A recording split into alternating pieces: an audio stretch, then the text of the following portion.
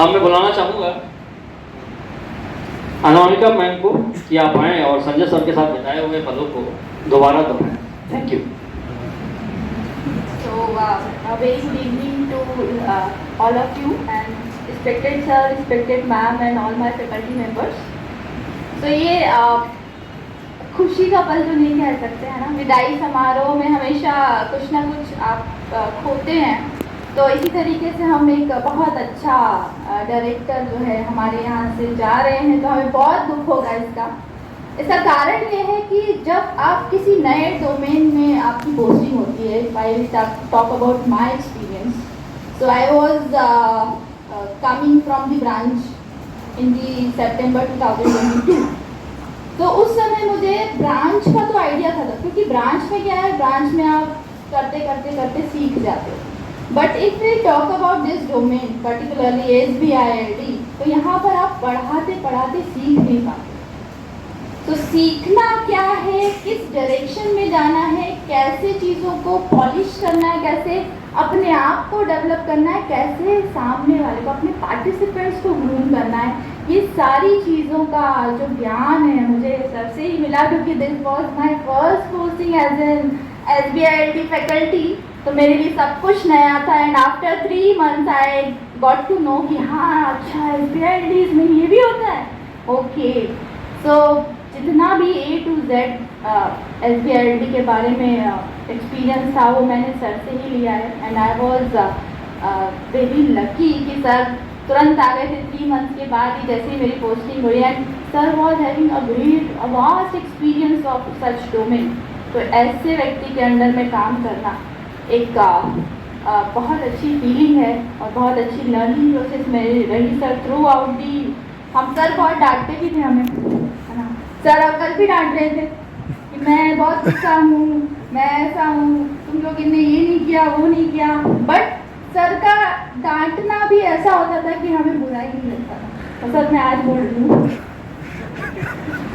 तो वो एक सीख की तरह हमने लिया। तो इसी तरीके से हमारा एक बहुत अच्छा सर के साथ टेन्योर निकला। और मैं जानती हूँ कि सर यहाँ रुकने वाले नहीं हैं, क्योंकि सर कहते हैं कि मैं 90 साल तक जीऊँगा, मैं मरने वाला नहीं हूँ। मैं तो कहती हूँ सर आप 120 साल तक जिए और ऐसे ही नए नए चमत्कार करते रहे। सर का जो एक मेन मतलब स्ट्रेंथ जिसको हम कह सकते हैं, and that is passion about anything. बस सोच लिया तो कैसे करना है वो हो जाता है। सर इतनी एज में जाके हमें हिंदी कर रहे हैं, इससे ज़्यादा प्रेरणादायक चीज़ और कुछ हो नहीं सकती हमारे लिए।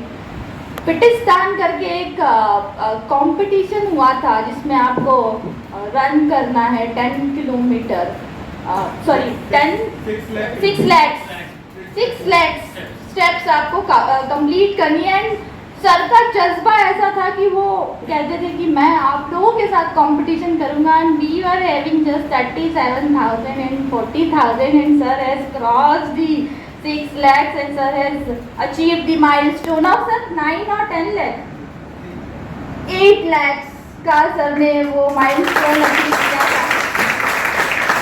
तो ऐसी बहुत सारी चीज़ें हैं जो हमने सीखी हैं कि कैसे हमेशा अपने आप को एक्टिव रखना है और आगे बढ़ने के लिए सोचते रहना है। दैट पॉजिटिव थॉट प्रोसेस वो हमने सर से लिया है। थैंक यू सो मच कि सर ने हमें इतना सारा कुछ सिखाया और हमें डांटा और हमें आगे बढ़ने के लिए हमेशा मोटिवेट करते रहे।